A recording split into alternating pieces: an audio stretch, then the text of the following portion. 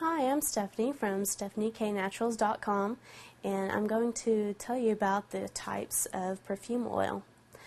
Now, some perfumes are made from essential oils, which are the natural distilled essences from plants, and there are also fragrance oils, which are usually synthetically based, or they may be a mix of synthetics and natural materials. Now, when you're making a perfume oil, either one can be used. I always use essential oils, so that's what I'll be showing. Essential oils can be categorized in several different types.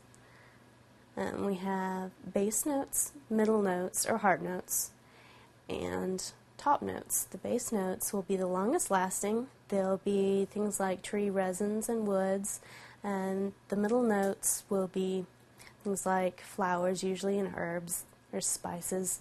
They'll be the heart of the perfume.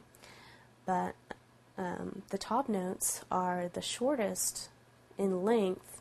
They're things like citruses and seeds, and they will come off in the perfume the quickest, but it's also the first thing you smell. So when you make a perfume, you want to have a balance between all these types, and that will create a balanced perfume. So be sure and mix top notes, middle notes, and base notes to create a finished perfume.